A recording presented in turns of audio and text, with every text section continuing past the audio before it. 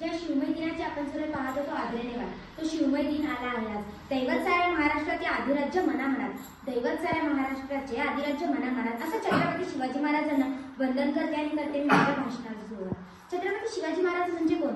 छ म्हणजे 36 हत्तींचे बळ असणारे, त्र म्हणजे त्रस्त मुघलांना करणारे, प म्हणजे पवित्रवाणी बोलणारे, त म्हणजे तेज असणारे, तर रा म्हणजे राजा हितचिंतक, मा म्हणजे महाराष्ट्राची शान, जी म्हणजे जिजाऊंचे पुत्र, जा म्हणजे जनतेचा राजा, म्हणजे छत्रपती शिवाजी महाराज. आम्ही कोण आहोत याची ओळख म्हणजेच त्यांचे नाव घेता सलसलते रक्त, त्या शिवांचे आम्ही भक्त, त्या शिवांचे आम्ही भक्त. छत्रपती शिवाजी महाराज थोर पुरुष होते का? त्यांनी काय केलं? नजर त्यांची गरुडावरी पडली सिद्धीच्या जंजिऱ्यावरी, 9 वेळा केली स्वारी तर अपयश पडले पदरी, तरी देखील थांबला नाही तो, भिडला थेट मुघलांना, आव्हान दिले डच पोर्तुगीजांना, घेतले अंगावर ब्रिटिशांना, शेवटी मराठ्यांचाच राजा तो, पूर्ण उरला साऱ्यांना, बसून दख्खनच्या भूमीत हलविले दिल्लीचे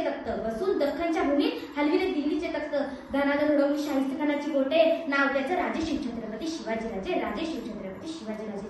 महाराजांच्या चरित्रावर बोलायचं म्हटलं तर वेळच कमी पडेल का? त्यांनी काय केलं? आकाश जिंकून घेतला दुर्ग, विशाल सागराला पायमान बांधून बांधला त्यांनी सिंधुदुर्ग.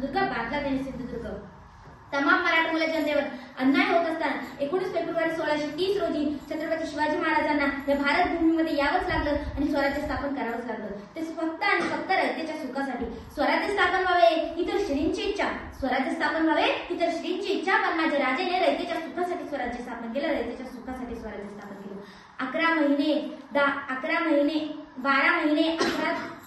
महिने 11 खेळाडू, 10 गोटे, 9 ग्रह, 8 दिशा, 7 संवेदना, 5 महासागर, 4 वेद, 3 ऋतू, 2 डोले आणि फक्त 1 शिबा.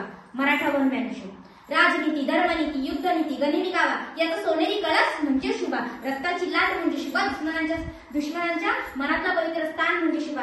असे माझे छत्रपती शिवाजी महाराज. धन्यवाद.